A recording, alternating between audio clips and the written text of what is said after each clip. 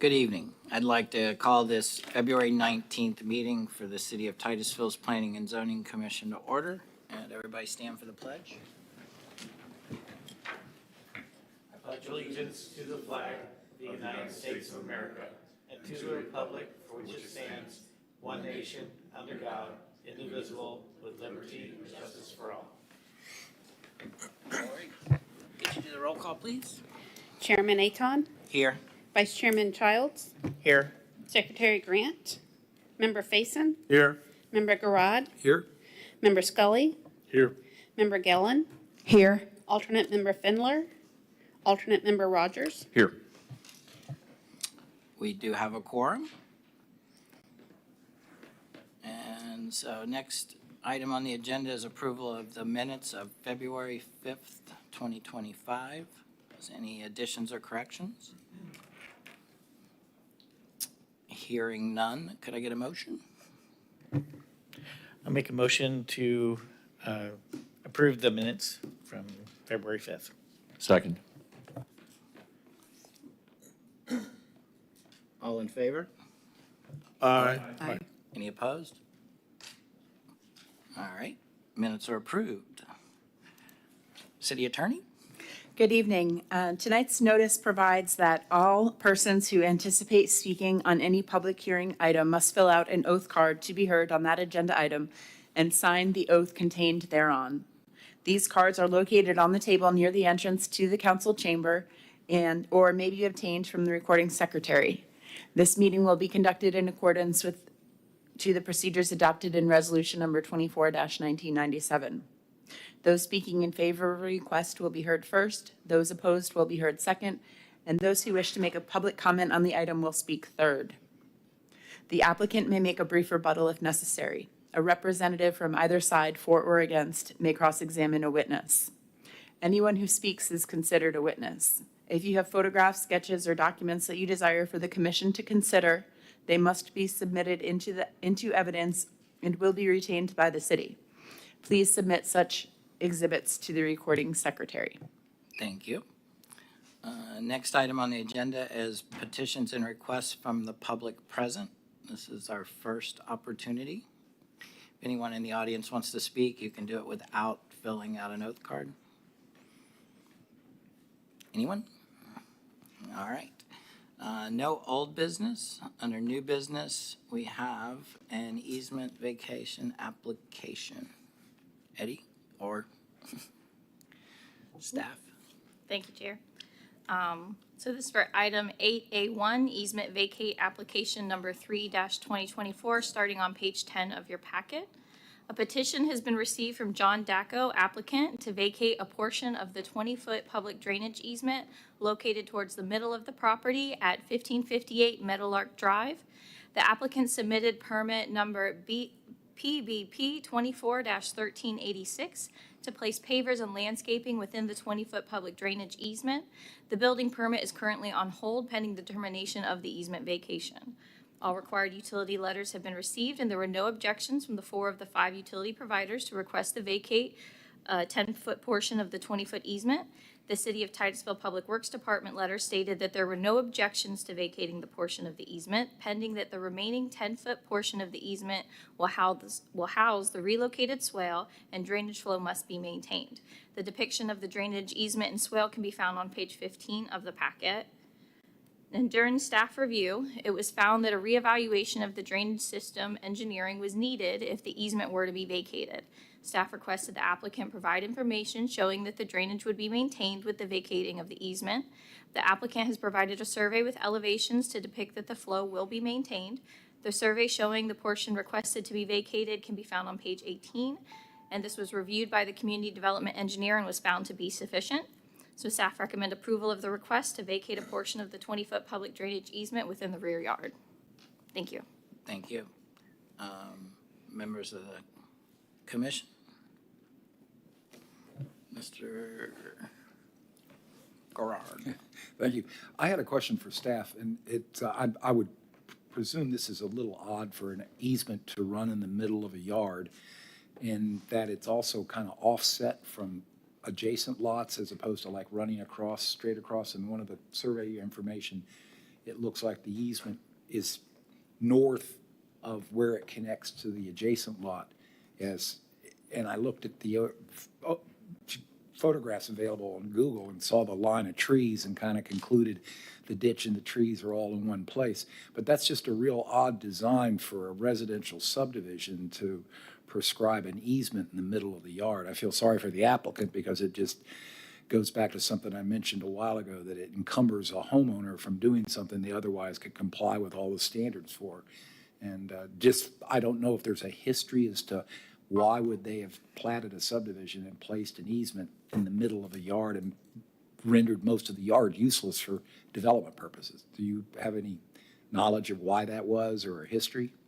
I don't have a full scope, but I know that there's some piping in other parts of the subdivision, and then with the runoff, it was just a very specifically designed stormwater system.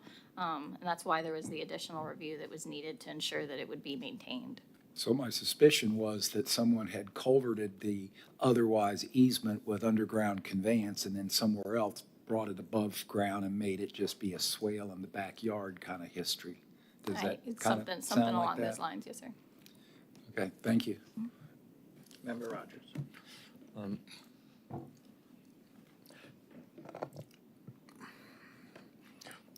We didn't get a copy of the fix, or the design for the fix. I assume that I probably wouldn't understand it anyway, but the fix that was proposed was simply to put, I assume, some kind of a conduit or something. So initially, the request was for a larger portion. It was actually a large rectangular 10-foot strip that was going to be, and that's what Public Works was talking about in their letter about relocating that 10-foot out elsewhere. And I believe Mr. Dacko might be able to talk a little more about his experience with the city and working towards finding a resolution that best maintained that drainage. But that rectangle was reduced to just the smallest portion available, and then the showing that the elevations would be maintained for that drainage flow is what we did. And so I don't fully understand it like yourself, Ms. Rogers, right. but I'm not the engineer, but it has been reviewed by all of that staff, and everyone was happy with the findings. Yeah, I too found it a little strange that it was not at the back or the property or the front or something like that.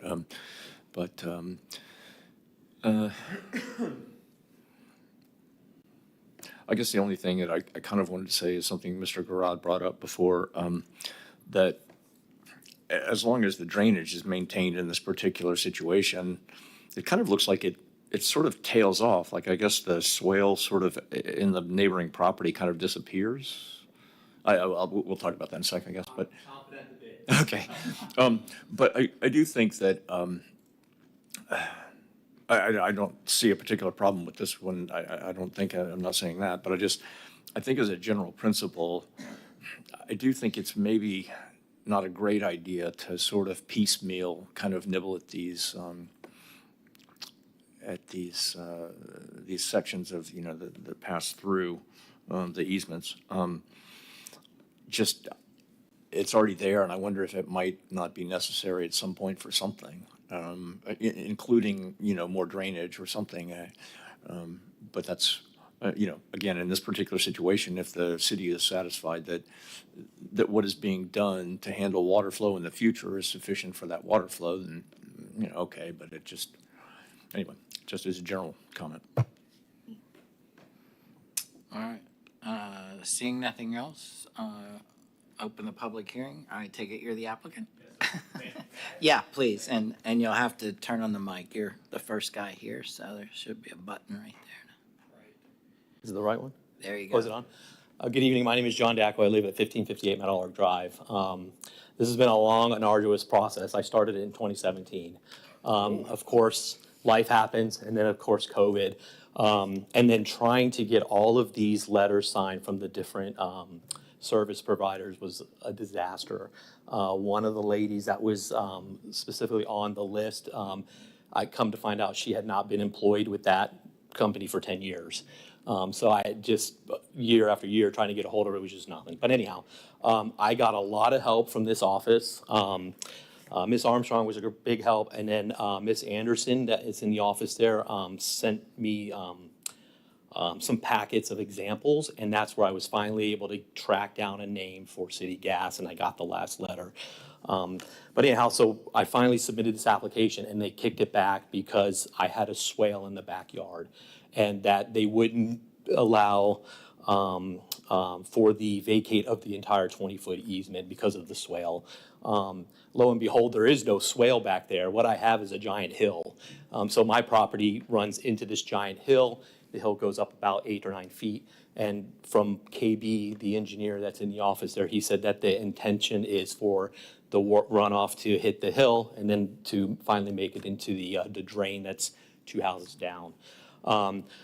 So I initially got from I believe the Public Works office, Mr. Cook was convinced that if they gave me the 10-foot drainage easement, the remaining 10-foot would be sufficient to allow for the drainage to run off appropriately. So that's why we came with the 10-foot. I submitted all of that, and then that's when KB kicked it back and said, hey, you can't do this because there's a swale there. We need the swale. And then I had a sit-down meeting with him, and I said, there's not a swale. I showed him the pictures, and he said that if I got a surveyor to sign off on it, that this patio and pavers would not interfere with the drainage easement, he would sign off on it. I was able to get a surveyor who originally did all the site work and surveys. He signed off on that and said that the pavers along with the 10-foot drainage easement would not interfere with the runoff. So I submitted that to the office, and then they kicked it back, and they said that they would allow for the vacate of just the patio portion, the cutout. So that's where we're at. I have pictures of my backyard if you'd like to see it. There's no culvert, there's no piping under there. Mr. Cook said he sent a team out there. He wanted to examine the property, make sure there was nothing under there. And then that's when he finally gave me the letter that stated that they would be willing to give me the 10 feet. So I think at this point, I would like to play on your guys' sympathy, and I would hope that maybe you guys would consider giving me the 10 feet instead of just the piecemeal part. And if that's something you could do, I would be greatly appreciative. And what would your intention be for the parts of the 10 feet that are outside the paver? So initially, there's nothing. We were just going to do the pavers, and then we would push the hill back another 10 feet so that it's in the same configuration that it is now. My wife is looking to start a new job, and she needs an office. So she would like to maybe put a shed back there and make that an office for her. So that would be the final piece if we were able to get the 10 feet. That would allow us to put a shed in the backyard, and then build an office in that shed for her. But initially that was not in the picture. But she just recently started a new business, and she's going to need an office. So within the last 30 days, she said that she would like to put a shed back there.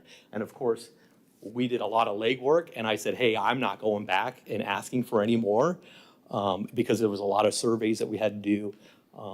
And they finally agreed to the cutout. So I told my wife I wasn't going to get any more surveys. We weren't going to approach the planning and zoning department anymore. And I would just come to you guys and hope that you would give me the 10 feet.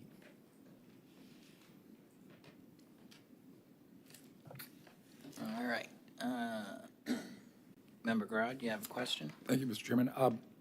Since you know more about the topography and change, you said it's a hill, so there's a berm that's It is. across It actually runs. It's like an old sand hill. It runs probably 300 feet, 400 feet, and then it eventually drops back down into another property. And when I looked at the aerial Google mapping, it showed I presume that's the east. There's a low area. Looks like that's where it's running to. So it actually runs from east to west. So there's a giant lake to the east, and I assume that they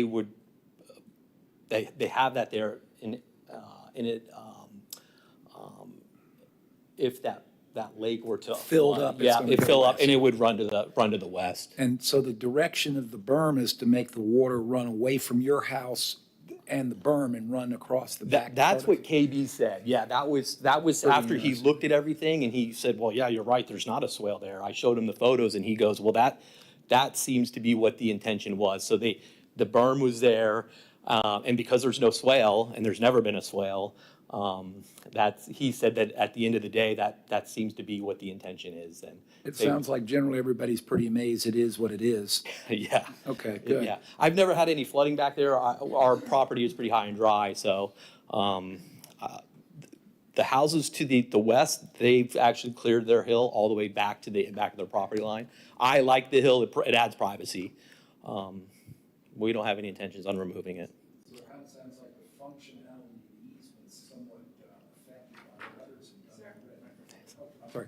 So when you say they've taken the hill out, and you said that the engineer said the berm, the hill, was there to direct the flow, but the hill only exists on your lot. Well, no, it actually exists 2 lots to my east, and then it slopes down to the west. So it ends 1 lot to my right. So That probably there's- explains why the easement stops there, and then it picks up dog-legged almost. Yeah, so Okay. there's actually 4. It looks like 4 properties that have that berm. Pretty unique. It is. It definitely makes it difficult to build on it, like you had said. So, I don't know if the original application has the 20-foot, the 10-foot request, and the as well as the legal description. But we did submit that originally, and like I said, if you guys could find it in your heart to allow us to have the 10 feet, I'd be greatly appreciative. Member Rogers? So just to be clear, at the foot of this berm, which, when you walk out of your house and you look at it, the berm is in front of you and it's rising to the left and falling to the right. Yes. Okay. Yeah, and it eventually does fall back to the east. Okay. Probably as it gets closer to the lake, and I believe that final property, it might only be in half of his yard where it begins to come up. But even in a hurricane, you haven't had water coming from the lake across the bottom of the berm and. No, matter of fact, that lake was non-existent until probably 4 or 5 years, and I shouldn't say non-existent. It was more like a summer pond. Okay. And now it's become a lake, so it's actually pretty nice. And I say a lake, it's not elevated, but it is a lake now. And at the base of the berm, you said not only is there no flooding, but I mean, it's not wet, it's not marshy, it doesn't have different No, it's vegetation. sandy. It's high and dry. Okay. So I have a photo that I took of this morning. I can just show, or Yeah, this afternoon, I can kind of show you what it looks like. Just standing outside my backyard, from my patio, if you'd like to see that. Any documents you submit will be kept by the city. Okay, that's fine. So that's looking outside my sliding glass door, and then this would be looking towards the west. And if you could just speak on the microphone. Sorry. Thanks. So the first photo I showed to you is looking outside my patio, sliding glass door, and then the second photo is actually looking towards the west there's a drain towards the west there. So the members are going to take a moment now to look at the photographs that were submitted by the applicant. And I have a question for the applicant. In the agenda packet for this item on page 28, there is an exhibit that provides a legal description for the proposed vacation. Are you asking for more than that? I have initially submitted with the application, which I have here, a survey of the 10-foot along with the legal description of what I originally submitted. And then they asked me to change it to what is probably in the packet now, which just shows that small circular cutout with the new legal description. And I have that here if you guys would like to look at that as well. So I think that the way this was advertised with the agenda packet only containing the legal description for the semicircle, that if the board is inclined to consider more than that, then this item should be tabled and then the staff report should reflect the legal description that is being requested, because that's not what the board has received. And so the board could either evaluate what's in the agenda packet or consider a motion to table the item so that the staff could analyze the different and provide feedback in the report for what you may have stated, but in the staff report to be consistent with the legal description that you are now suggesting you would like to propose be adopted. Does that all make sense to everybody? I'm a little confused. When you asked that, I expected that would be the answer, so, but, Chelsea, I do have a question. Well, in this case, I mean, understanding that there suddenly is a bit of a twist to the original request, would there be a problem with approving, if we do, or recommending approval of this, what was asked initially, and then coming back and doing it a second time, or should, for some reason, should it be done all kind of together? I would prefer that it be done at one meeting so that the staff can analyze and provide their written feedback and their written report as is customary for any application. Tabitha, would you like to chime I in? would just like to add, so we had initially created a staff report for the 10-foot rectangled area, and it was with that review, the recommendation was going to be for denial. KB and the city engineer and others were not comfortable with recommending approval to vacate that 10-foot portion for the rectangle. And so I was working with Mr. Dacko to try to find something that would grant the city to be able to feel comfortable and recommend the approval of the vacate. And that's where we came to with the semicircle. Would have been brought forward with the rectangle earlier, but we were working towards an approval, and that's what we did. And that's why we brought forward with the semicircle legal description. And so if the applicant truly wants to modify the request from what's in the agenda packet, then I would suggest that the board table this request. And if the applicant is comfortable moving forward with what is in the agenda packet, then I would feel comfortable with you guys making a recommendation for that, what is in your agenda packet. So. So it was, the application was denied. My fear is that if it gets denied, I'm gonna lose out on all this money that I put into this. So, that's why I'm here to plead my case and hope that maybe you could, and help me get this 10 feet. So I don't know, I don't know how I should, move forward at this point. Like I said, this has been a long, arduous process. I don't want to lose the opportunity to have what the city is going to give me. And is that something that could happen? What's something that could happen? That if we repackage this and request the 10 feet, the city's already denied it. They haven't already denied it. They were working on a draft package, and you've stated several things about your meeting with staff. I don't know if any of that would impact the staff review because I'm not involved in that. I'm just telling the Understand. board procedurally how I would recommend that they act based on a revised application being presented to them at the hearing. Okay.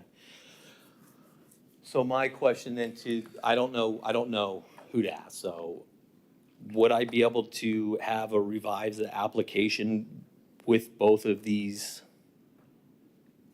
easements? And one of them being denied and the other be accepted? Is that something that can be done or is done? Chairman, if I may, it sounds like what you're asking is, can you move forward with the request as is tonight, since we have a staff recommendation of approval? And then you'd like to come back afterwards, as was being suggested, for the 10 feet, which would require a new application. We'd have to pay a new application fee and a legal advertisement fee. Okay. And so that's an option if you wanted to See. pursue the additional vacate area. Okay, all right. So that's. And that's to be clear, I think staff stated that it was expected that there was going to be a recommendation for denial from the staff for the whole 10 feet. So That is correct. it's dubious. Certainly, you're welcome to advertise it, bring it back to us, but it's, the engineers are saying no, so it's probably not the best odds that we're going to overrule the engineers. So that would be my next question then, so, okay. Generally, you rule in favor of what the engineers, I can't afford to do this application again, come back. It's a $1,500 application. It's just not something that I can afford to do. I was hoping that I could come here and we could make this modification, at this podium, so. If that's something that can't be done here at the podium, then I thank you guys for having me and allowing me to We've been advised by the speak. attorney it cannot, so. Okay. Well, I thank you for Don't, giving me don't the sit opportunity. down yet. Okay. I have a couple of questions, Mr. Chairman. Member, The initial question I had is because the application and the intention appear confused to me. When you read the letter from the Public Works Department, it says, therefore, an easement of 10 feet width shall be retained and house the relocated swale. But we've heard testimony, there's no swale, it's a berm. That was a confusion as we walked on the floor with it.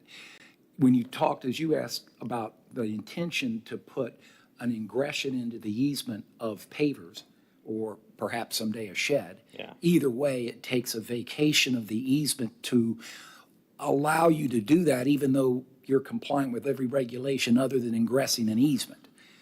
The other utility providers appear to be laissez-faire at best on the easement's usefulness and pretty much said, fine, take 10 feet off. Was the application for a linear 10 feet reduction of the 20-foot easement, or was the application for this rectangular portion which would house this paver improvement or shed someday, so that it's like a stamp on a letter as opposed to trimming the edge of the letter down by half the distance? And I'm not clear on what it is that's being asked to be done in the advertised application, not the amendment where I'll only take this much if you will give that to me, as opposed to I ask for that much. So which way did it start? 10 linear feet in width across the entire easement? Sure. On page 12 of 37 is the first page of the application for easement vacation. The narrative states that they were requesting to vacate the 20-foot drainage easement. All of it. 10-foot portion, so the first, I'm reading that narrative. We're requesting to vacate the 20-foot easement on our property. So that's a request for the whole 20-foot easement to be vacated. That was what was advertised, correct? That was the original request, and when first drafted, the staff report indicated that staff would not be able to support an entire vacation. Yeah, the staff support, that's not really my question. Chelsea raised the question, which is, what was requested according to this, if that was the request? I want to vacate 20 feet, everybody's been advertised to it. The people who have right to the easement have responded to that request, haven't they? are you talking for the public, the utility letters? So The the narrative- utility letters were for, I believe, the 10-foot portion. Right, I'm trying, maybe I should be more clear. The question that Chelsea raised, I have a question. Did the advertisement for vacation of easement ask and request the entire 20-foot drainage easement to be? No, The so- legal advertisement was just for the semicircle portion. the As legal shown on advertisement. 18, page 18, you see a visual rendering of the vacation with a semicircle. The applicant Okay, modified. and so, I got That was the advertised package for That was the tonight. legal But somehow advertised. in the ebb and the flow of the applicant, as you said, started in 2017 or whatever, somewhere along the line, it was like, let's keep 10 feet of the 20 feet if you're going to vacate half of it. But now, as Mr. Cook's comment made, he wanted to keep 10 feet, the whole, half of the whole easement. But the applicant's only asking him what the advertisement and what this action would be for is that semicircle description of property.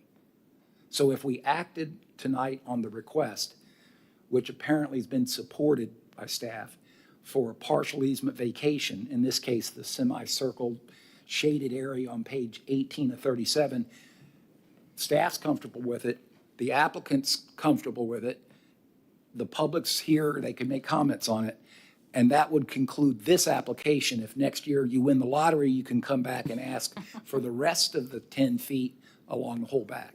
Well, that's what I originally wanted, is the 10 feet, but it was denied, so then, I understand. you know what how I'm saying? that- So at that point, I'm gonna stop, you Right. know, I can't go any further. I mean, that means I would lose $1,500. So I was under the impression that I could plead my case to the board and they would step over the engineers and look at the evidence that I had, and present it to you, and then you guys could potentially overrule them and provide me that 10 feet. That's what my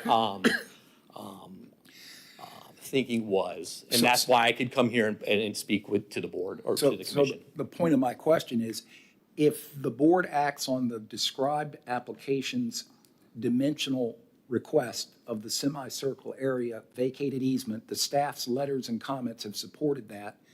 And that would allow the applicant to leave here with his pavers.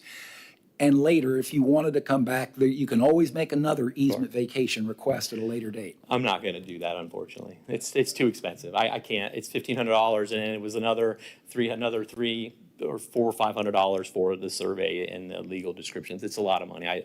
I can't do that. I had all the packet, all the information initially submitted with the packet, and I was hoping that you guys could overrule what the engineers, their findings. So I will gladly accept the cutout portion and still call it a win. Okay, Member Rogers. I think Mr. Faison, Member Faison may have been first. Well, not according to the little thing here, My but mistake, sorry. I'll take it. It's okay. So staff, I have a question, and I'm a bit confused that there's an easement in the middle of his property, running through the property, through the middle of it. Utilities say that they have no problem with vacating it. What is the rationale for the city's denial? Yeah, that's what I was gonna ask.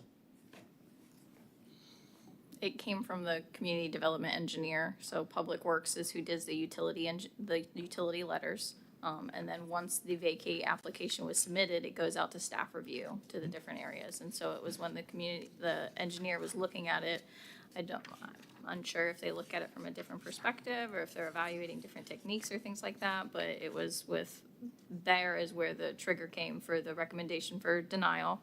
That was communicated to Mr. Dacko, and then they spoke with the community development engineer to kind of come up with what would be, favorable for everyone. And if I may, it's related to drainage. So since this is a drainage easement, it's about maintaining the volume for drainage purposes. For the But, that's the confusing part. I wish the engineer, frankly, was here to speak on this. If I because- had known that it yeah. was gonna, I Because you wasn't have a letter aware, that like, if we'd have contradicts- talked about knowing that it was gonna go back to needing the rectangle, I would, I It thought may be to your yeah, best no, interest if you wanted to try to do something to look at this, but what puzzles me is the Public Works Department's analysis was to say we support partial vacation of 10 feet of the 20.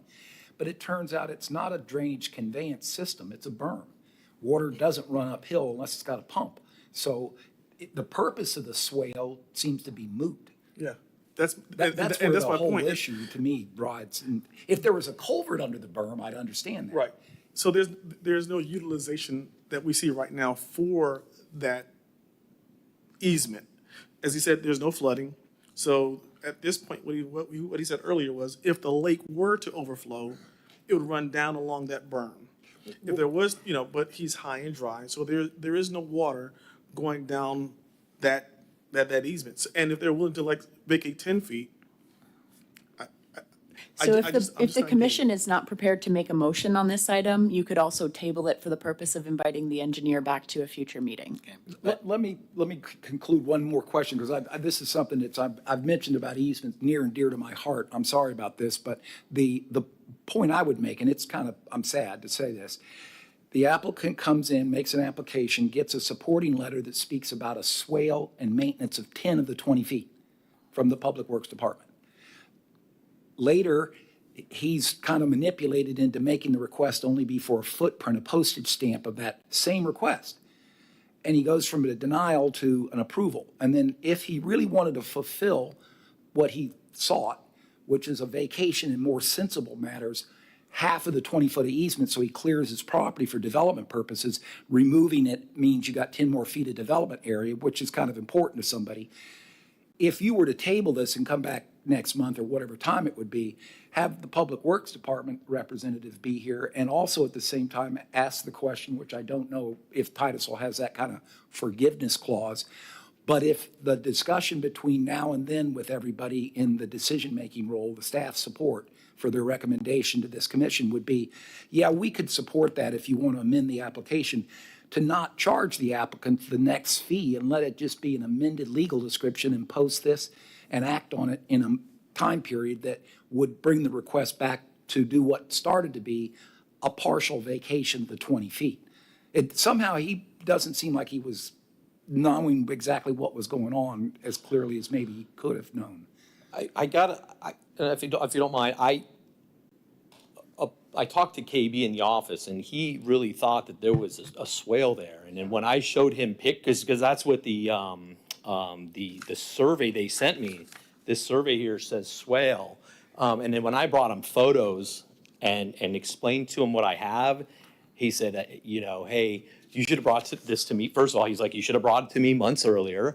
And then we finally came down to the stipulation, whereas if I have a surveyor do the survey and sign off on that the patio will not interfere with the drainage, they would sign off on it. And so I went ahead and did that, and I submitted it, and then that's when they kicked it back and said, well, they would only be comfortable with giving me the pie. So then at that point, I went out and got another legal description along with another survey that shows the pie. And so here we are today, and That's for any other purpose. I'm seeing that this is a confused situation. The letter that's in this application clearly, definitively, by signature, the Public Works Director supports a vacation of 10 feet of the 20-foot easement, period. Then all of a sudden, the applicant's told we can only support a pie, the semicircular. Sure. How did we go from supporting half a vacation easement to now the pie, as you refer to it? That part confuses me a great deal. Now, I was able to find some comments from when it was the rectangle from the engineer. It was the stormwater report showing how the fundamentals of the drainage system will be maintained with vacating of the easement. So they would need a stormwater report showing how the fundamentals would be maintained. And then since the easement hosts an engineered drainage swale that is an accordingly designed element of the drainage system, the part of the drainage system that would be lost with the vacating would need to be offset elsewhere. Well, that's that a is- nice rote comment, but there's no swale. Yes. There's a berm. Right. So I think when you pay the application fee, I would certainly hope that staff, whoever that is, the appropriate civil engineer, might want to pay a visit to the site during their inspection and their analyses and not have something like a comment supporting vacation of a swale when in fact it's a berm.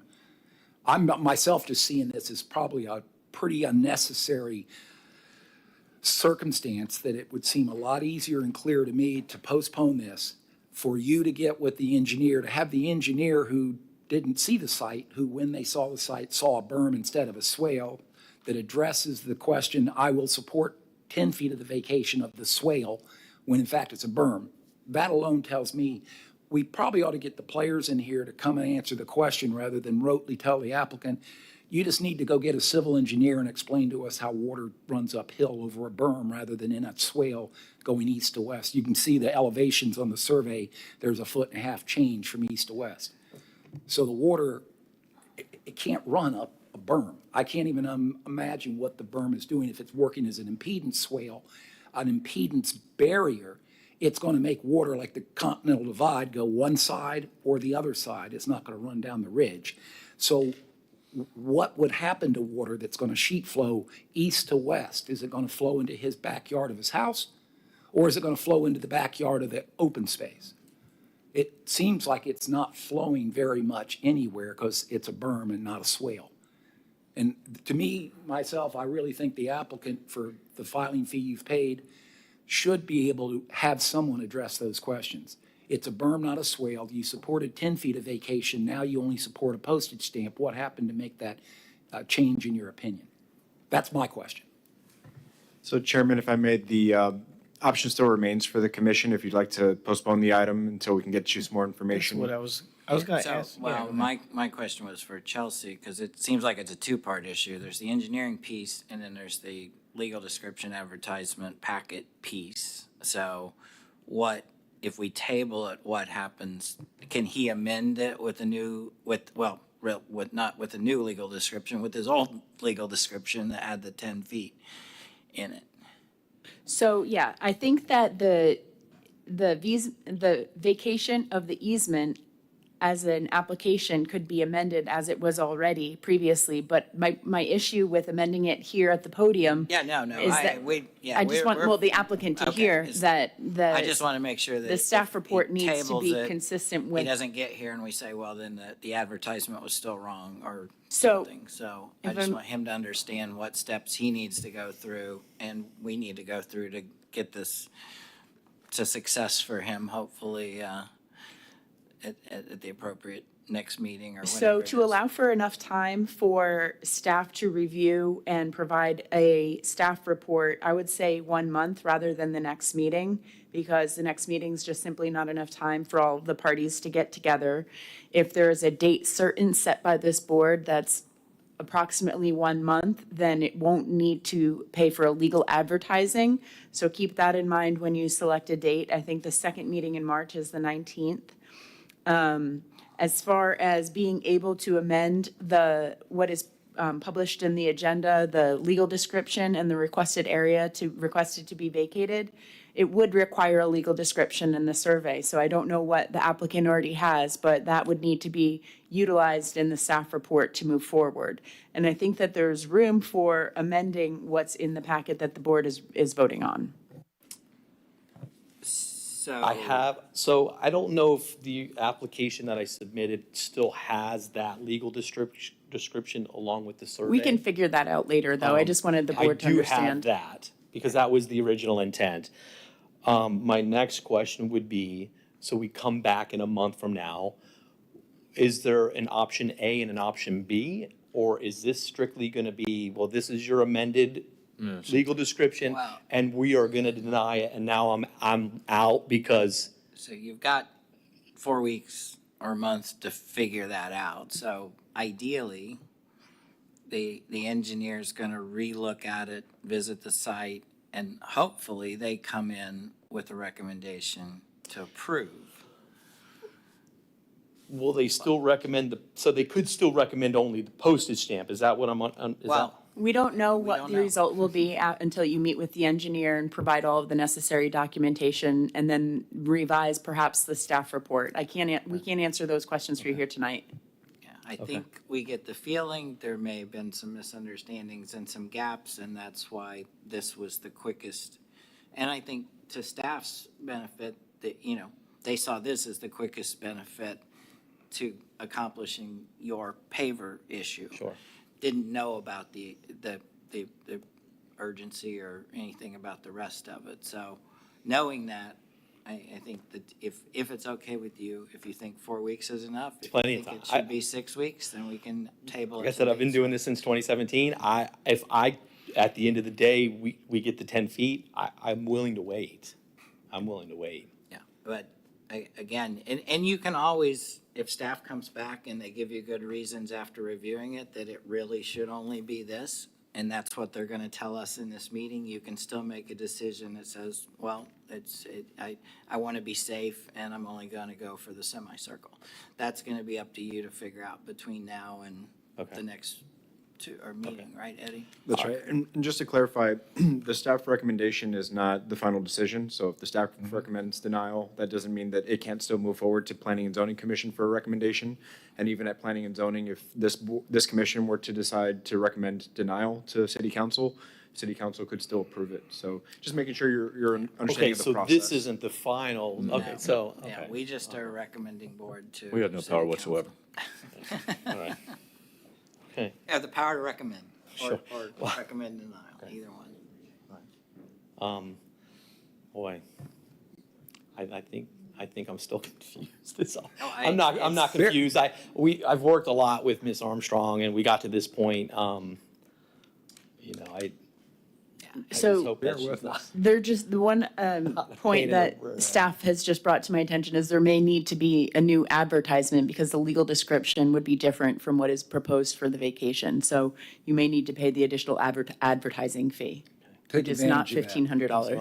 $1,500. Take advantage of that. I would be willing to do that Yeah. if that's, Look, something we can do. Mr. Chairman, I have one more question for Chelsea. So this advertised legal description, if, to make the timing work, the applicant gets with staff and it starts off before anybody has to press the button to advertise, they come to a consensus, yes, we can support the 10 feet as opposed to the semicircle. If on Or the- move forward with what's already been. or move forward, what I was thinking is if the advertisement, and this is the question for you, if the advertisement is to vacate the north 10 feet of the 20-foot easement described on plat book and page, becomes the legal description that's contained on page 18 that describes the semicircle, it would be in keeping with what our recommendation capacity would be in city council's provision to only approve the legal description of the partial vacation on page 18 of 37 as a semicircle description, even though the advertisement was for the 10 feet of the 20.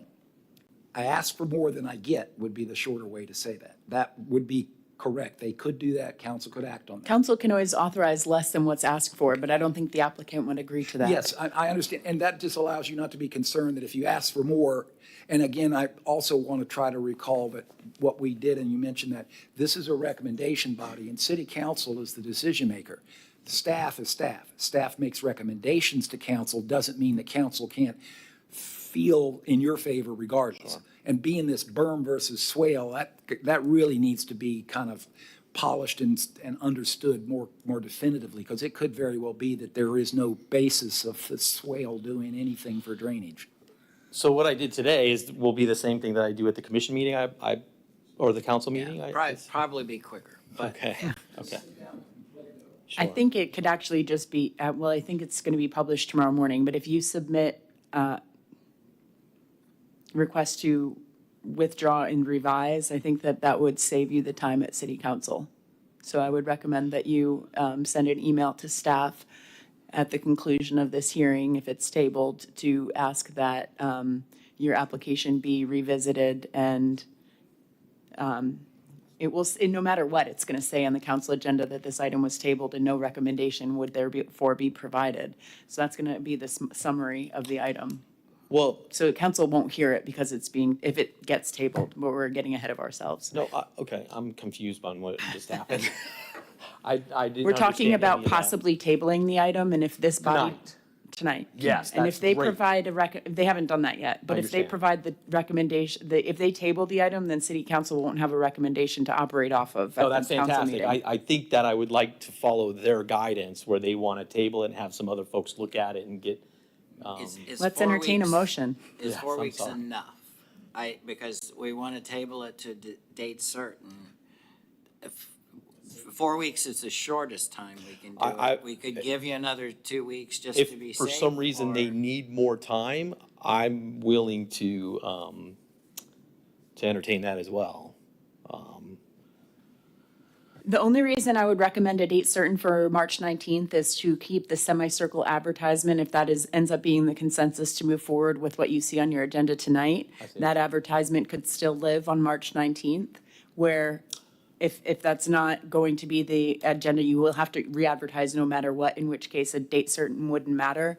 But that can be, the motion of this board tonight could be to table it to March 19th. And if the application changes, then it will need to be re-advertised. Okay.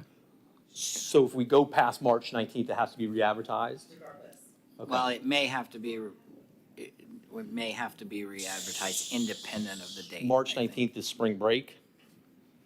It is. I have a kid in high school, so yes, I can answer I that. may need to go past that.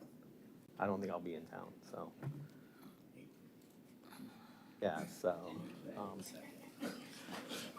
Yeah, 'cause- so what's the next date past March 19th? And then that's what we're gonna have to do. If I heard correctly, the applicant is okay with paying the re-advertising Yes. fee. So tabling to date certain, trying to figure out the Okay. date is not important All right, tonight. so Okay. Just tabling the item to give us time to bring this back Okay. to you would be helpful. So, Member Okay. Garage, you have a question or you want to make a motion? Oh, I sorry. did have a question. Mr. Dacko, I just want to make sure. So you did not have a city engineer come to your property and meet with you and look at this? So I do not know. So Okay. the last meeting I had before they told me to get another survey, I stepped into KB's office and he kept telling me it was a swale. And when I showed him the pictures of the berm, Yes. he was kind of at a loss for words. Okay. So he didn't know that there was a berm back there. I'd certainly like to hear from the engineer on this because I think we should. Okay. I think, do we have to take cards if we table it, Chelsea, or not? Yeah, people can comment on whether you're tabling it. I don't know that you necessarily ask for cards. You just say, does anyone want to speak? Does anyone want to speak? Okay. With that, could I get a motion if the pleasure of the board is to table it? I'll make a motion to table this, this item until they get it onto the agenda again. I have a second. Second. I second. Oh, Go ahead. I second. Seconded. All right. Roll call? Member Garad, Yes. Member Scully, Yes.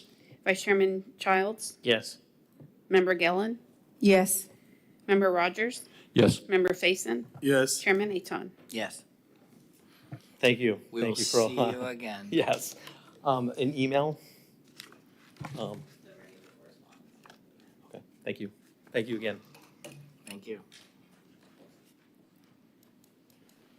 Next item on the agenda is a memo referencing trucks on local roads.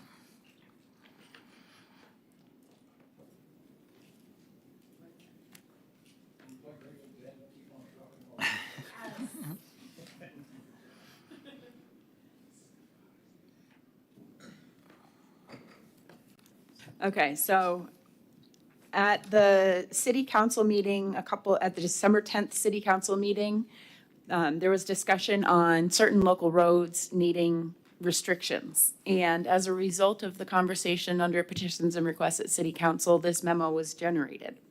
When this memo was presented to city council, they thought that it would be appropriate for the Planning and Zoning Commission to discuss this issue and provide any recommendations. And now, when I put this item in the agenda packet, my forethought was that I would expect you all might have some questions about the subject, and we might come back with more information to you if there's anything in particular that you'd like to see or know about this subject. So really, we're here to listen to what you have to say, if anything in particular, on having restrictions on trucks on local roads as is discussed in my memo. Page 31 of your agenda packet. Okay. Member Rogers. I had a sort of a general philosophical question. It didn't seem like a particularly zoning type of type of subject to me. I feel a little less, I don't know, experienced or willing, able to comment on such things. Is this typically a zoning type question? Not necessarily. I think that was just council's direction, so we followed it. Okay. Vice Chairman Childs.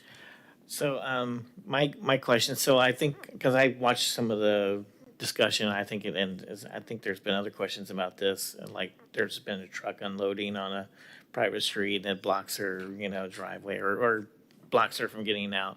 And I think the general idea that I've heard over and over, the legal idea, is that you have to be fair, I guess, and you have to allow trucks on the streets. So you're trying to do an ordinance that accomplishes reducing a burden of a truck being on the street without being, without unfairly targeting them, right? So that's a pretty tight rope to walk, I guess. So, but you found, I think when I was reading it, you found certain workarounds or at least a legal reason for the truck zones.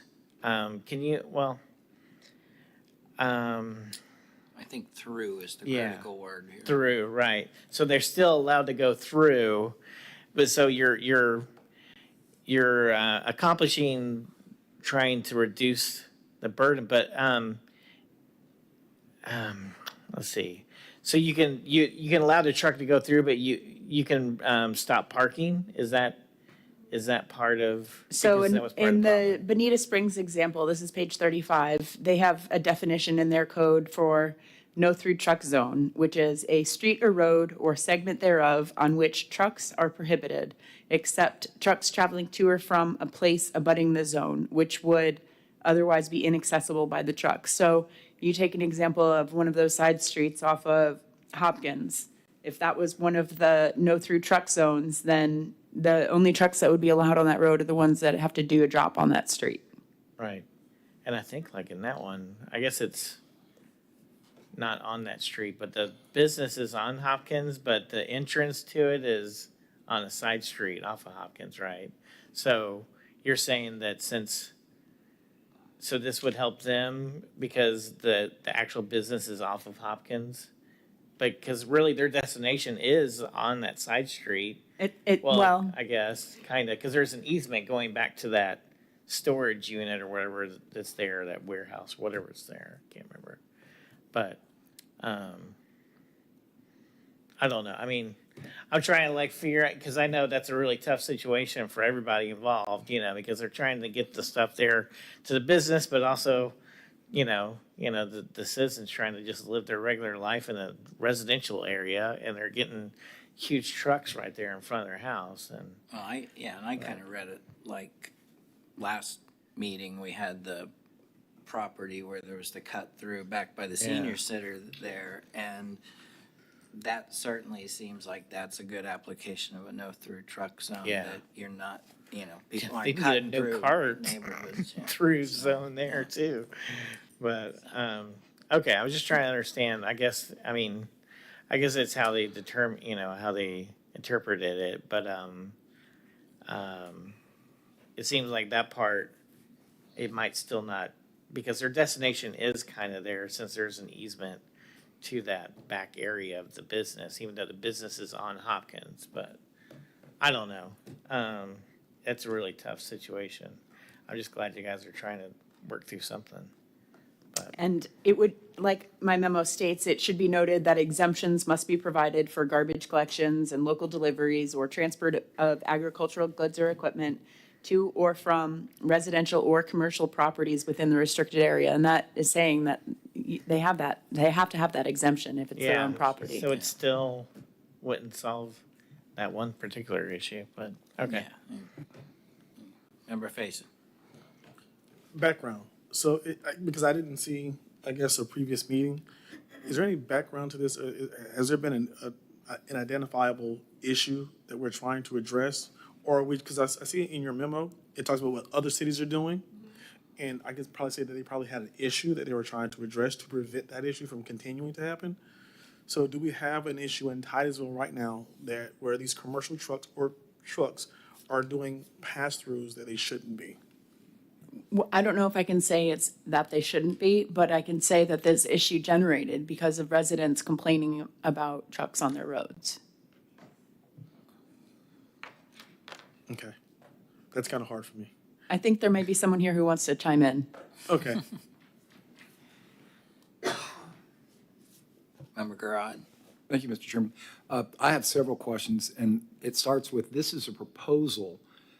I'm happy to say I live in one of the connecting roads between Hopkins and US 1. In fact, 4 of those roads between Titus Landing and the high school are convenient cut-throughs for truck traffic, especially if they want to turn into the restaurants. They otherwise have to do a U-turn on US 1. The interesting feature, however, is my street, as well as the next 3 streets to Titus Landing, Pinecrest, Roosevelt, and Jackson, have no trucks signs posted. I suppose those signs are not in effect if we don't have an ordinance for such. They're just an advisement. Would that be correct? There's a no parking on local roads that would, This isn't parking. It says no through trucks, signs at each end of the road. I'm not sure. Well, they're there. And that's part of the reason I've never bothered the law enforcement personnel, because I've experienced what we're doing here. And one of the things that was mentioned is another attribute when Mr.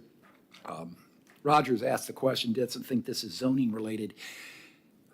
commercial developments on collector arterial roads, that discussion we had recently, you don't want to put commercial and industrial on residential streets, residential zoning districts, because the trucks are incongruous with the neighborhood. That's the zoning tie, I think.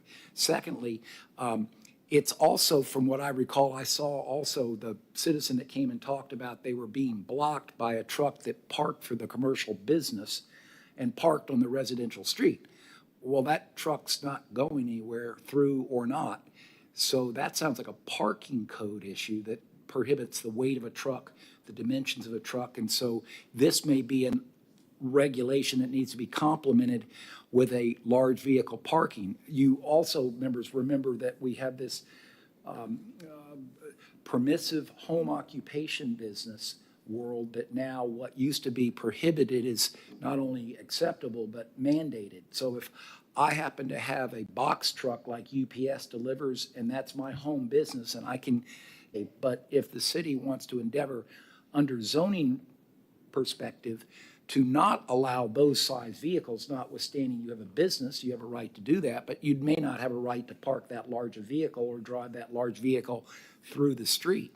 So would it be, as you mentioned, this is a starter point, it seems like there ought to be at least, if not already existing, a complementary rule that addresses what if the person doesn't drive the truck through but simply parks it in front of his home business. And the other question prevails is, if this is a proposed rule, then we've got roads posted that say no through traffic, then it's not enforceable. And that's kind of what I'm suspicious of, and I don't need to kick the can down the road on that. So that would be my two bits, is to tie this to a zoning consideration, to tie it to also consider what do you want to do about vehicle parking in residential neighborhoods on residential streets when someone has a vehicle and keeps it parked. They're not driving it through and they're not delivering. They simply have it for their home occupation or their business occupation at home. Does that make sense? Does that make sense to any other members? Yeah, my question would be, is there a chance there's already a parking ordinance and it's just not subject to this, so we don't know about it? I would think that might require research, because I gotta believe, if I'm a semi-truck driver and I live in a neighborhood, I can't park my semi-truck That's absolutely correct. in front of my house, so I assume there's an ordinance for that. It's under parking. Yeah. So there's already a prohibition of parking large vehicles on those type of streets? Absolutely. That's why I was getting to with your signs, that you can't park those no trucks on those streets. Yeah, definitely these signs are posted, no through trucks, that's verbatim. And that's where this ordinance will be helpful. The other part of this ordinance, which I really want to ask this serious question about for Chelsea, as I read the idea in the exampled community of Bonita Springs, enforceability is law enforcement as opposed to code enforcement. You have a limited number of code enforcement officers. You can imagine what happens when the huge truck that's got all the liquor on it drives down the street and turns right on a routine basis. I call the law enforcement and they probably can help me. If I call code enforcement, I can't imagine them collectively finding the truck driver and being able to ticket. So this would be a law enforceable, not a code enforcement ordinance rule. Thank you. Okay, no more questions from the dais. Open the public hearing. I assume we have a card. Kay St. Ange. Thank you. Hello, yes, I'm Kay St. Ange. I live in Grove Park, and I want to tell you the history of this agenda item. Immediately next to Grove Park, the Titusville Assisted Living Facility is proposed on 13 acres on US 1 just north of Silver Star Road. The site plan calls for an exit onto Silver Star Road as well as gated emergency access onto Georgia Avenue in Grove Park. My neighbors and I are concerned that during construction of this assisted living facility, local road Georgia Avenue will be utilized by heavy construction vehicles. So on December 10th, Grove Park residents Dwight Severs, Ronald Swank, Jeremy Rushing, and his young son and I spoke to City Council under petitions and requests. We voiced our concerns about the potential for construction vehicles utilizing Georgia Avenue, which is a narrow local road. When vehicles park on both sides of this road, there's barely room to drive through. And occasionally a semi-truck does park on our road in front of the owner's property. And I guess I need to call code enforcement on him. Several children live on this road and adjacent roads in Grove Park. Indeed, on the way here tonight, I had to stop for these children on riding their bicycles on Georgia Avenue. Georgia Avenue leads to Old Dixie Highway, which has no sidewalks, no shoulders, and drainage. Additional traffic onto Georgia Avenue and Old Dixie will cause dangerous situations to bicyclists, pedestrians, and children. Indeed, a young man was recently killed at the corner of Georgia and Old Dixie when he hit a waste management truck. After hearing our concerns, December 10th, Council directed the city attorney to write the memo in your agenda packet. Council also directed staff to prepare an ordinance to establish no-through truck zones that will prohibit large trucks from traveling on certain local roads when an alternative route is available, such as Silver Star Road is available for the assisted living facility. Council was concerned that these heavy trucks would damage local roads and were concerned about safety issues. I would ask that you please recommend to council the adoption of a new ordinance to establish no-through truck zones when an alternative route is available as suggested in the memo. This ordinance would address safety concerns raised by construction vehicles on local roads. This is a concern throughout the city as more and more developments are being built, no doubt with similar issues. So thank you for your interest and for allowing me to speak on this. Thank you.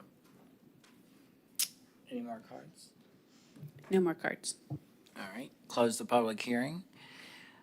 Bring it back. I don't see any lights, so this is an advisement. I guess the one piece I would comment on is I want to make sure, I think that's certainly the concern, but I'm not sure that this addresses that, because I think you could probably make an argument that those trucks delivering concrete or whatever they're delivering are delivering it to the site, and if they leave through that instead of Silver Star, is it really a no-through truck issue? Because they're not really going through, they're going to make a delivery, and then we get into, is it a UPS truck delivering a package, or is it a concrete truck delivering concrete for the slab of a new house? I think it's certainly a valid point on that side.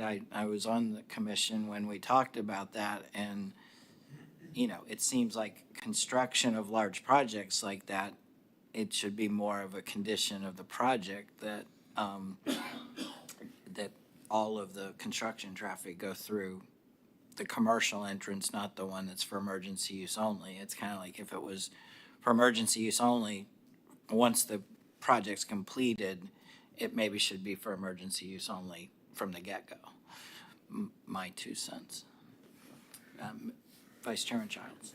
I was gonna say, but I think in the no-through truck zone, you can't, the delivery would have to be within that zone though, or within that street, I think. Well, the street dead ends into that development. So Yeah, I know, but if they have, I guess the way the ordinance written though is the delivery would have to be on that street though, like within that.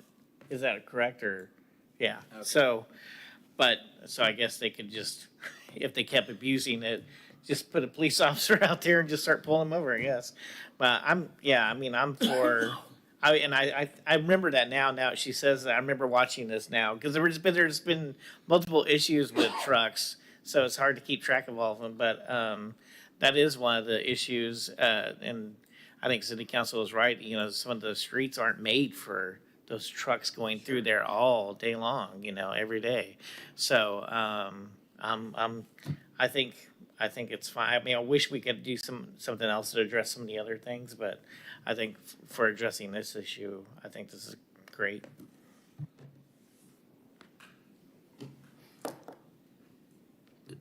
So what do you need from us, Chelsea?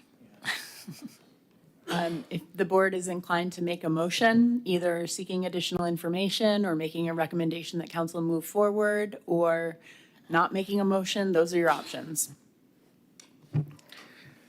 I'll make a motion that we recommend approval to city council for this to move forward. Have a second? Anyone? I'm waiting for discussion. Okay, well, if we can get a second. then- I'll second. Okay, a second for discussion. Discussion? Member Faison? You know, as Member Grott has said, right, there are signs that are posted up in this area, and they are still trucks driving through that area. I understand that the citizens want to see action, and we can do that. We can put money up on these streets, put signs up, threaten tickets and law enforcement action. But the reality, cops have more better things to do than to stop trucks going through a neighborhood. Will these signs really stop a vehicle from going through the neighborhood? 1 out of 3, 1 out of 5? You know what I mean? Sometimes, maybe. Is it really actionable? Like, will this effort really produce the results that they want to see? What do you guys think?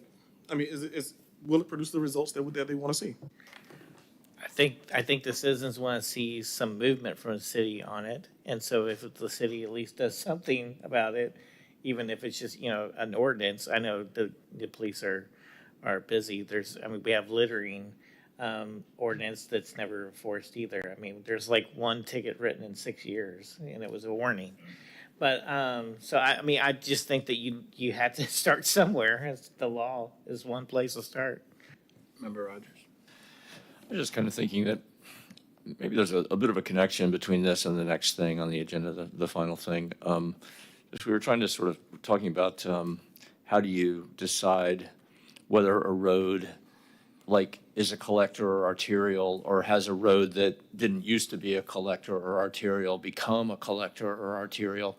And I actually think that that's a slippery slope, and it worries me because it seems to me like that can get tweaked, and suddenly, a road where there wasn't, you didn't allow, a 700 unit, apartment building, suddenly you do, because now it's been reclassified.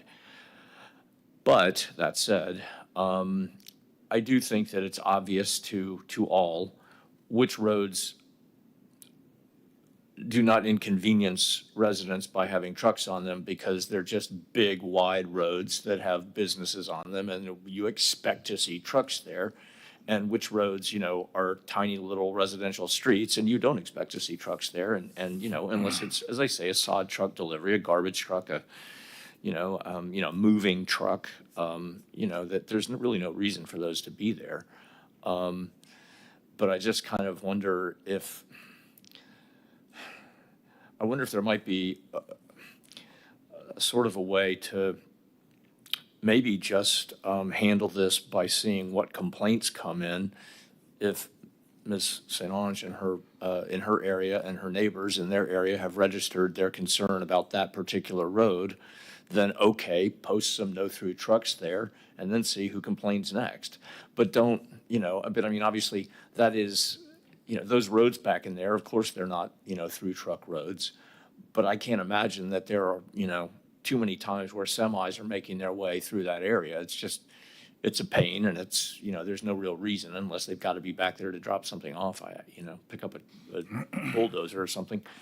I don't know, I guess I kind of wonder if maybe the easiest way to handle this isn't just to sort of wait until you see where trucks are that they shouldn't be, or that, it's obvious to everyone they shouldn't be, and then just put the signs up there and, just kind of like whack-a-mole, when they pop up, you hit them.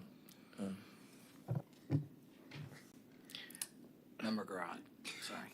Thank you, Mr. Chairman. Mr. Rogers' question that he poses is kind of where I was asking. I see roads with those signs, but we're asking to establish a rule. it seems like the rules application would be as determined. If persons and citizens come to the county commission, the city commission, if it comes to the public works department, whoever, and says, we've got this problem, that would be when analysis would be done in posting of signs, and then the subsequent would be the enforcement. And I know, all joking aside, somebody once said about, what the power of light represents. That red light stops traffic. Just think about that. Light stops traffic. But it's the law that stops the traffic. The light just exhibits the law. So you have the sign and then you have the enforcement. And I think a CDL driver that gets a ticket for going in a road is faced with a bigger issue than just a ticket, because he's got a license for that can be affected adversely. So the enforcement would be pretty profound, especially if you're making a living driving a truck and all of a sudden you lose your right to drive the truck. So this looks like a good idea to me. Member Faison.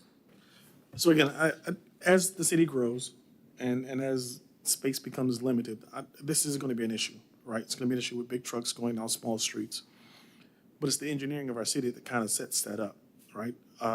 During our initial engineering, that wasn't a problem. As Member Garrett said, these big trucks having to do U-turns can't do U-turns to get to where they want to go. So they have to cut through a street or go a country mile out the way to come back around again. Again, that's an engineering problem, right? Our streets during the initial engineering wasn't done in a way to allow these big trucks to make the U-turns or to turn into where they have to go. So again, that's what I'm saying now. So we put these signs up on these streets. Again, I know it's a problem, and I do want to acknowledge that it's a problem, right?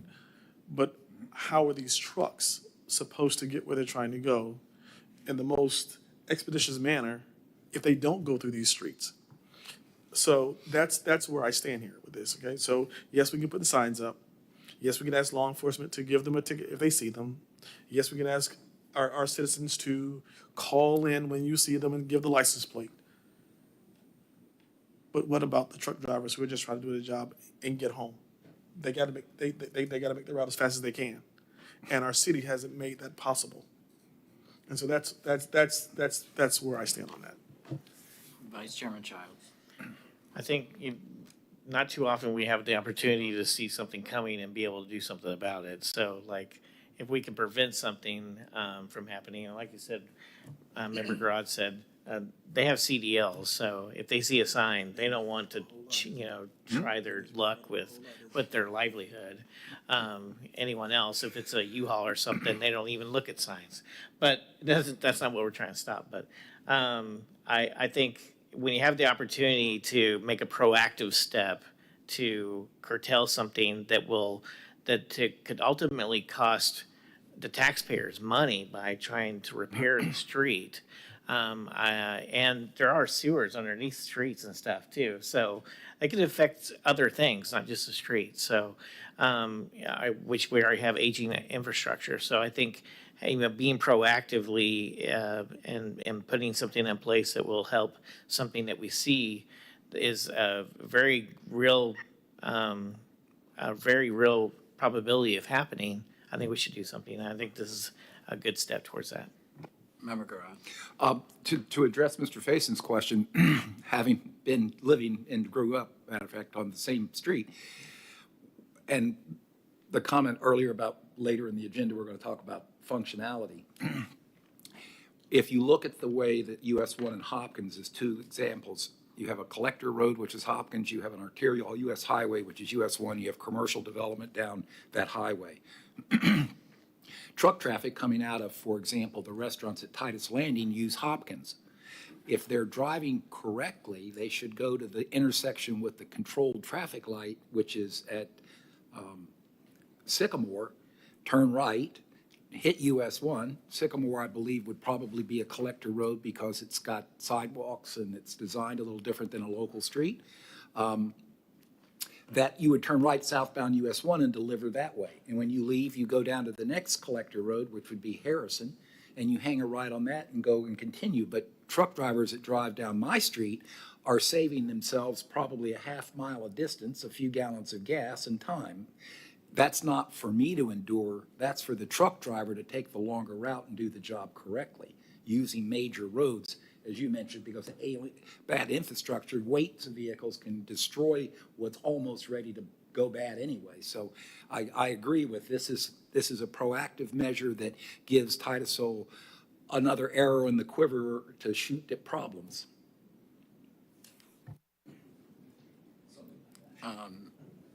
So my comment would be along those lines.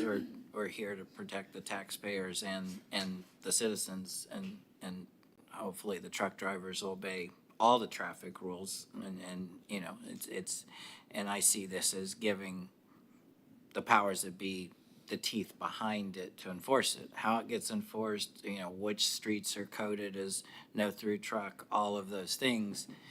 But ultimately, short of somebody putting up signs, which seems like kind of works, kind of doesn't, but and unless we've got an ordinance in place that allows someone, law enforcement, to enforce those signs if they are in place,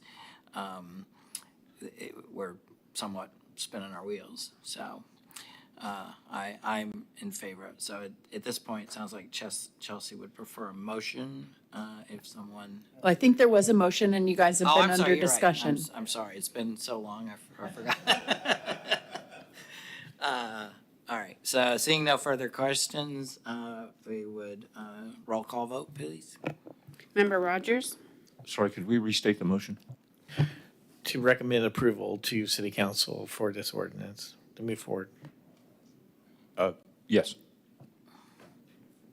Member Faison? Yes. Vice Chairman Childs? Yes. Member Scully? Yes. Member Garad? Yes. Member Gillen? Yes. Chairman Aton? Yes. All right, moving on to the previously mentioned last item on the agenda. Who wants to take this, staff? Thank you, Chairman. And I promise I'll get you out of here by 7:30, so 10 minutes, no pressure. I wouldn't go there. This is item 8A3, clarification on recommendation to City Council regarding future land use policy 1.9.1. And that recommendation was made during the last meeting during discussion about one of the applications. I'll just read the policy out loud. Policy 1.9.1 of the future land use element of our comprehensive plan. It's titled Commercial Land Uses. And it says, sites for high-intensity commercial development shall be located with convenient and direct access at arterial intersections. Collector/arterial intersections are acceptable, provided minimal access is necessary on the collector street. And our understanding of what the intent of that motion was to look beyond, to potentially amend the comp plan, that specific policy, to look beyond just the classification of the roadway when we're considering whether a future land use designation is appropriate adjacent to that roadway. So a couple of questions, is that accurate? And is it only appropriate to revisit the commercial high intensity locational criteria, or did you feel that that also applied to other future land use designations? A little background, the state requires cities across Florida to do an evaluation and appraisal report. It's called an EAR, every 7 years. And basically what that is evaluating our comp plan to make sure that it is consistent with state law and any updates that have happened since the last EAR. Our last EAR was in 2018, so we are due for our EAR. And so we'll be presenting those amendments to you in the next few months to send off to the state. But this recommended amendment could play into that EAR. These are amendments that we could incorporate into the EAR before we send it off to the state. And so it's helpful to hear your suggestions on this policy. Thank you. All right. Member Rogers. I see it was Member Faison seconded this. Who was the person who made the motion? Okay, that's what I thought. I cut down the cherry tree. I assume, Brad, that over time, as roads grow and are expanded, they're reclassified. Is that on a 7-year basis? Is that like now it's, in 1950, it's a residential street, but in 2025, it's an arterial or something, right?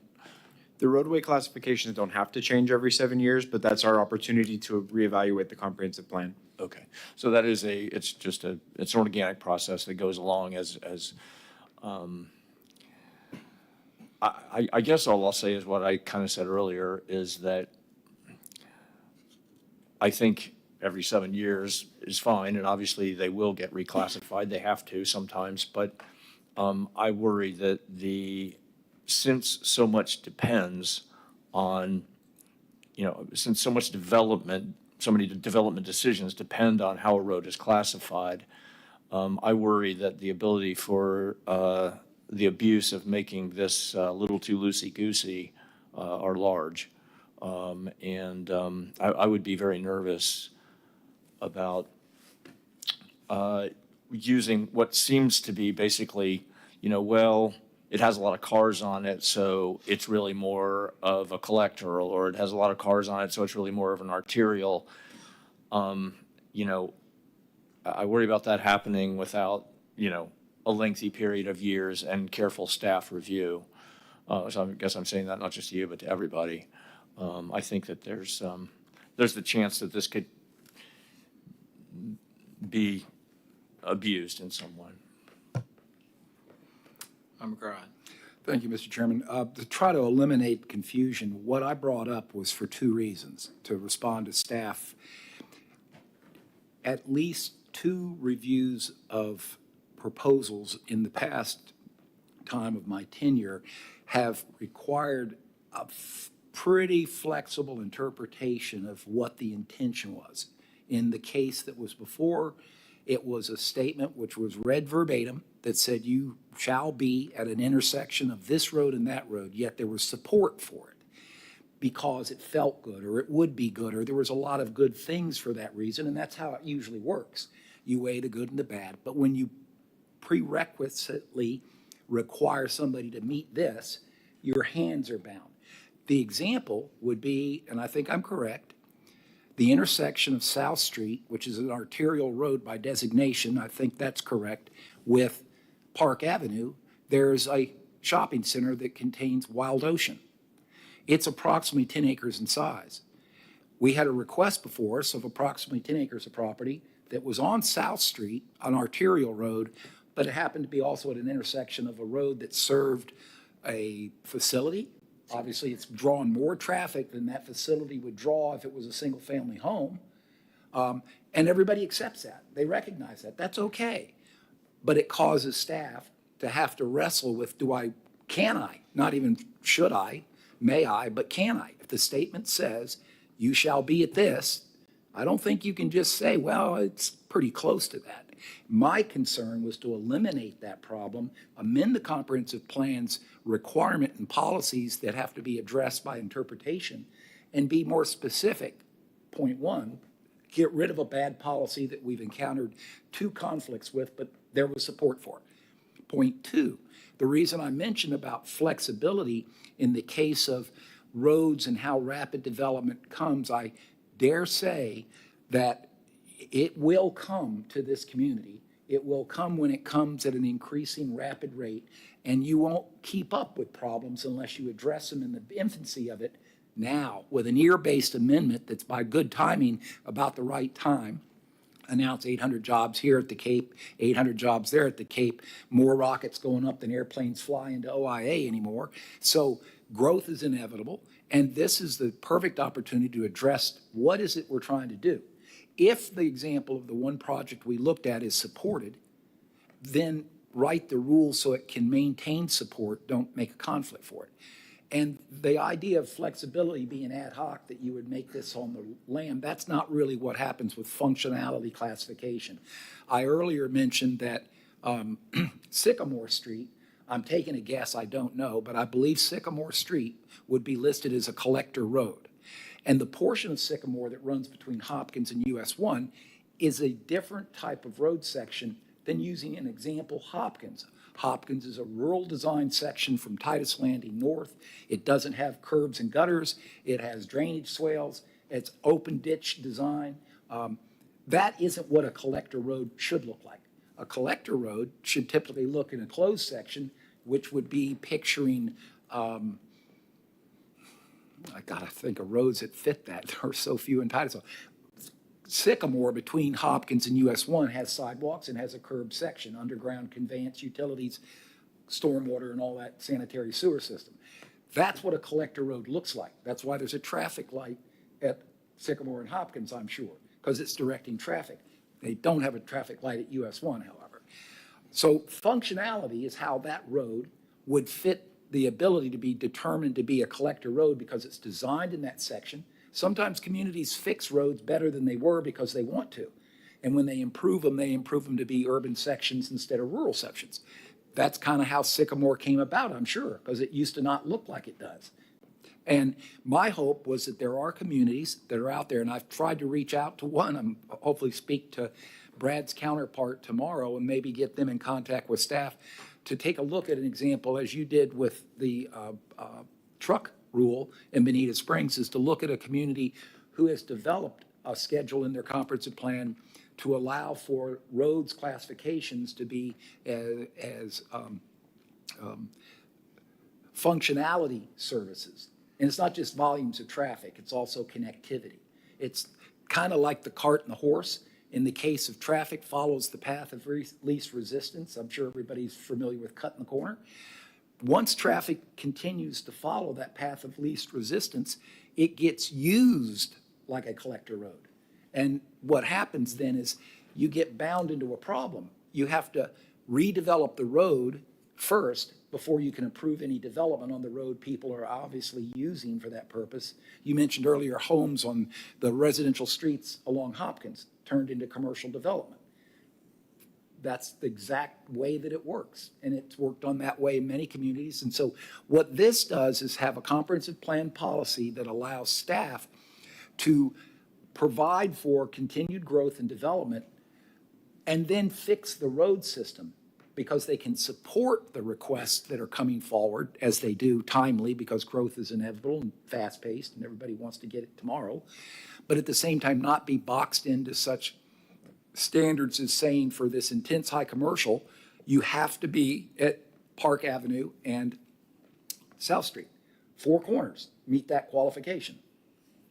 And yet we supported a request when it didn't meet the qualification. So I think it's time to maybe mature the transportation element in the city's comprehensive plan to embrace a reasonably speaking, newer program using functionality determinations. And that can be done by the way the road's designed as well as the volume of traffic. It's multifaceted. It's not guesswork. It really is something that has to be embodied in your transportation element and then followed, and it gives somebody the ability to recommend approval because it qualifies without having to recommend approval of something when it doesn't qualify, but you want to support it. And that's the whole reason I brought this up.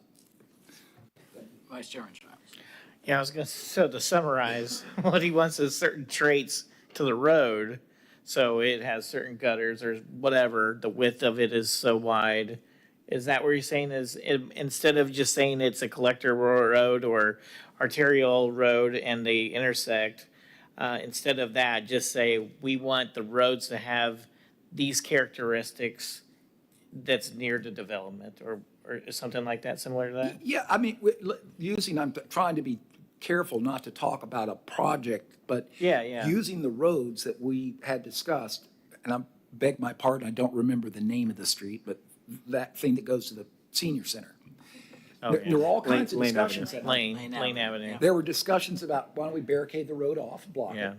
Well, it goes to the senior center. And for all intent and purposes, I would arguably say that that road, if development occurred in a pattern of development where you changed it from the old residential low intensity density and it becomes commercial shopping centers, that road, closed off albeit, would function as a collector road. It's moving traffic from the senior center across a couple of commercial development sites, and it comes to the intersection of arterial highway. That's the type of stuff that the engineers have to warrant a traffic light one day. But it's always the case you have the carts before the horse. You have the traffic, you have the development, but you don't have the horse, which is to have the road.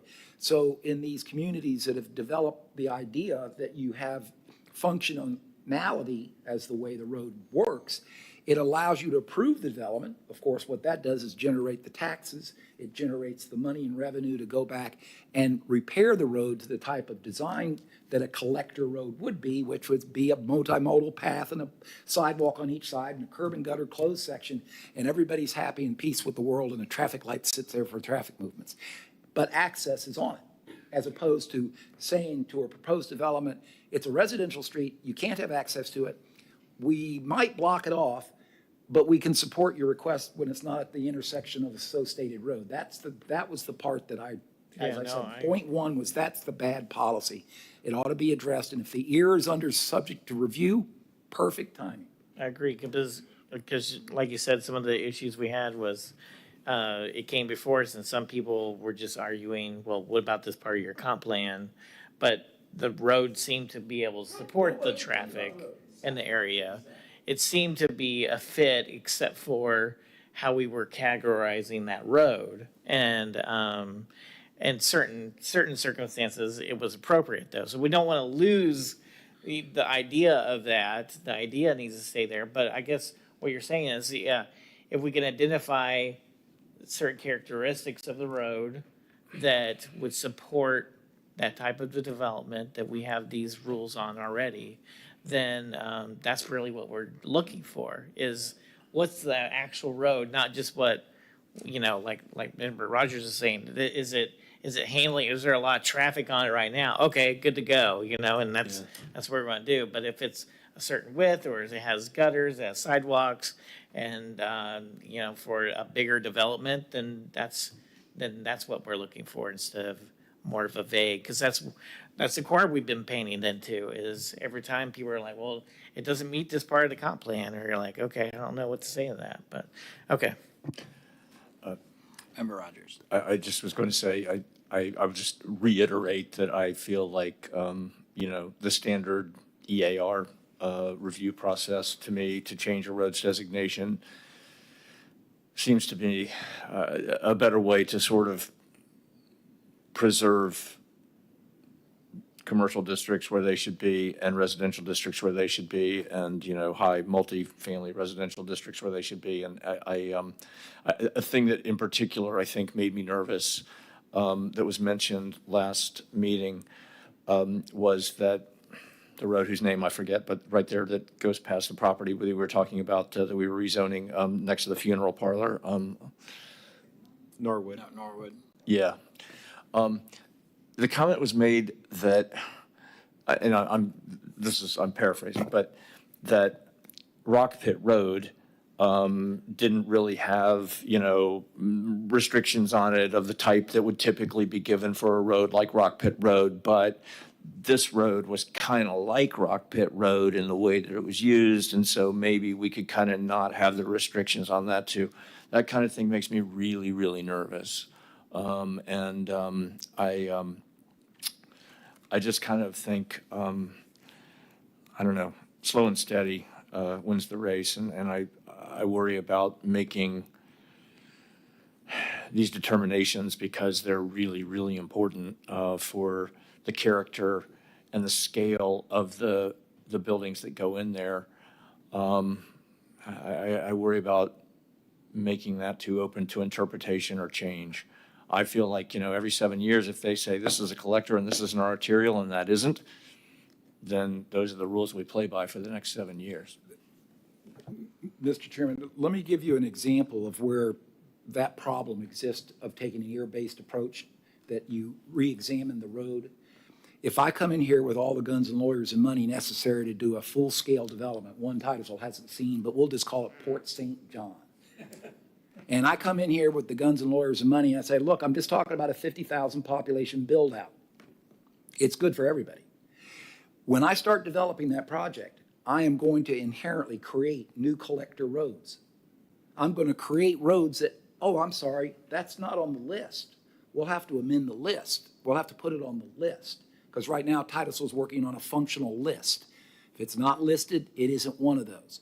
But we wrestle, as we did, with a question that everybody supports, but it's not on the list. So we just kind of put that under the carpet and go on down the road. My point is that's not the correct procedure. amend the policy, say what you mean. And this policy has, and the flexibility idea is the one word, the other is the functionality.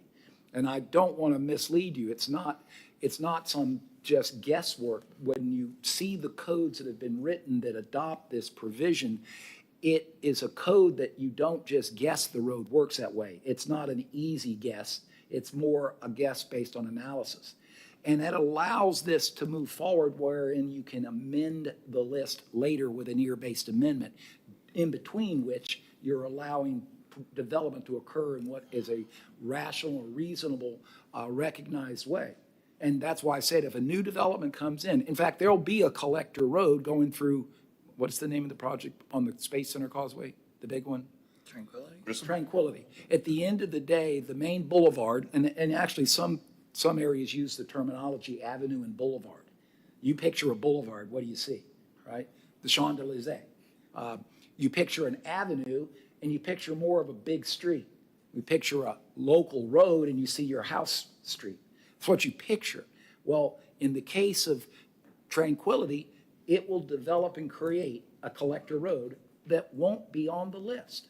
So if somebody came in and said, gee, I'd like to amend the Tranquility development and I seek approval of high-intensity commercial, staff would have to say, well, we can't support that because that road's not on the list. We'll have to put it on the list. And you have to do a comprehensive plan amendment to add the road to the list.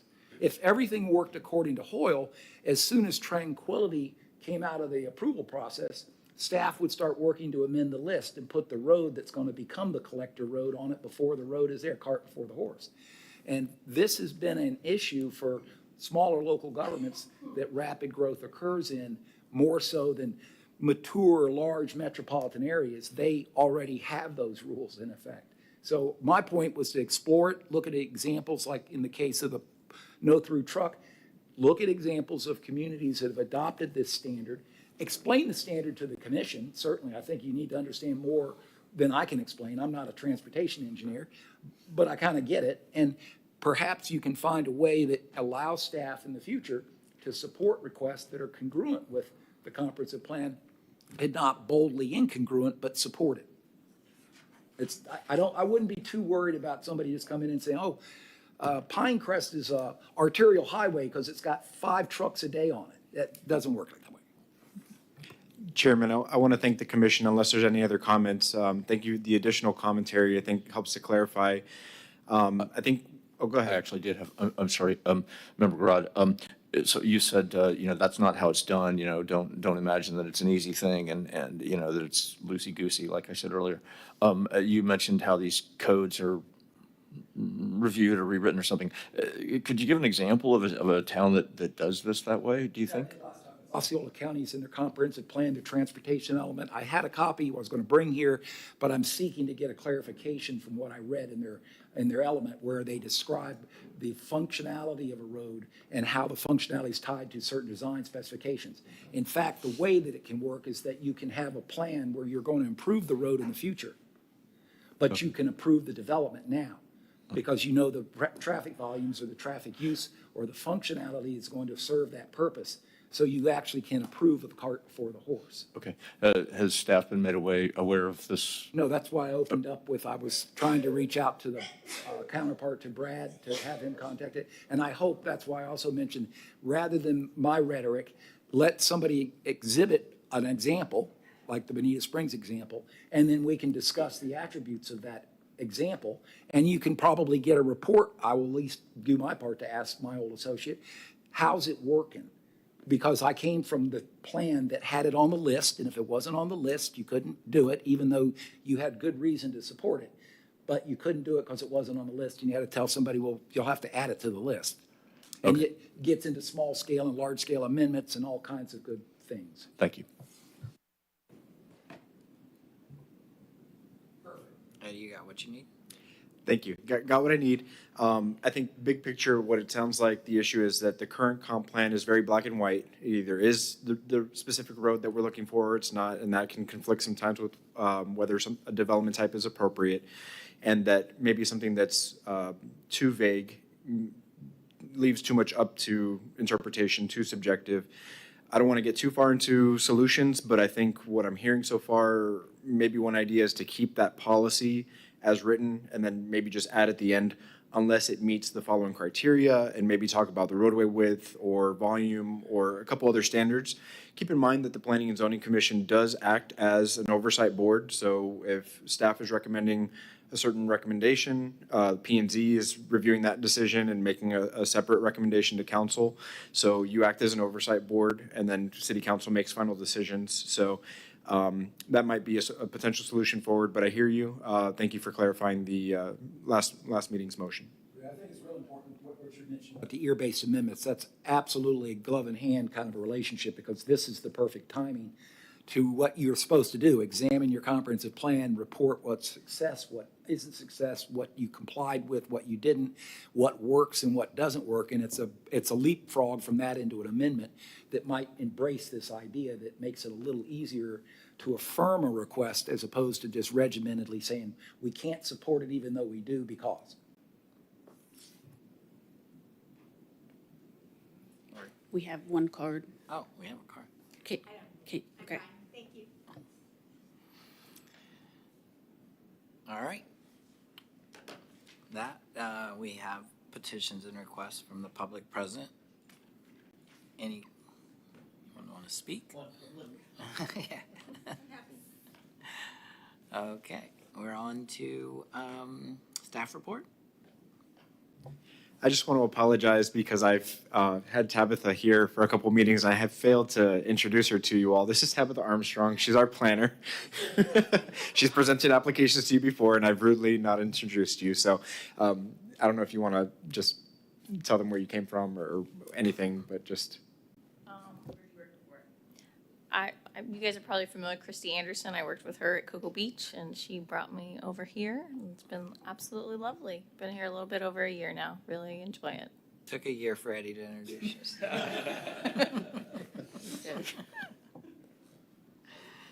City attorney. Okay, so I have a request that you guys, nobody here knows about my request. It's not a big one, it's a little one. Have you been advertised? No. I'm going to ask for something to be put on your next agenda. Okay. This guy right here, your agenda, has a template that follows your bylaws. So we got this new agenda software like 6 months ago or maybe more.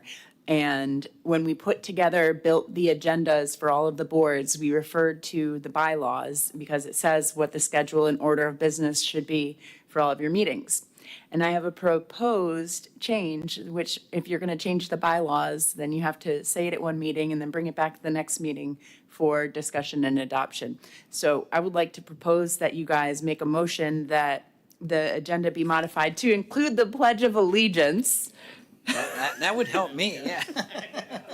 So I told you this was a little thing. The other thing is under 8. You see right now only one thing. It says miscellaneous. That's because staff deleted the other 3 things that are in there. Under the bylaws, it says rezonings, conditional use permits, and annexations are subjects under new business for you guys to have on your agenda format. So I don't think that all of those categories need to be described in your agenda because I think it could just fall under new business. So those are the changes that I would propose to bring back an amended set of bylaws with those changes to you for being voted upon.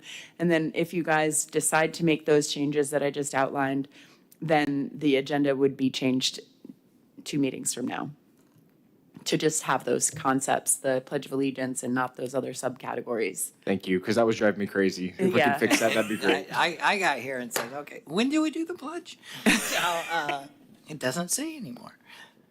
I think we need a motion. Vice Chairman Childs? Make a motion that we add the Pledge of Allegiance after call to order on our agenda.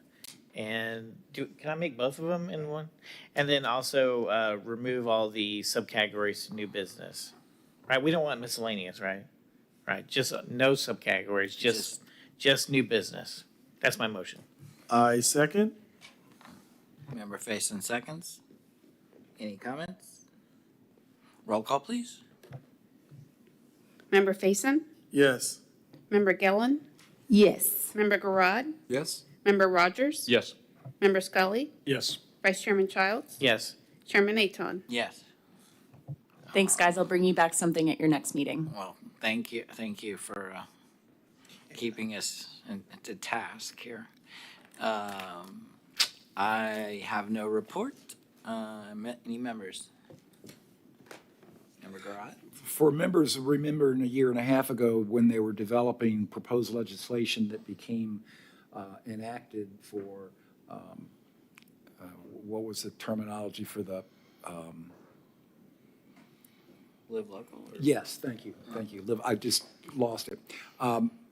I watched a presentation, I mentioned this all repetitively, that Thousand Friends of Florida had a televised webinar today where they were going through the legislative matters and where they sit. They'll have another one next month and the final one in May.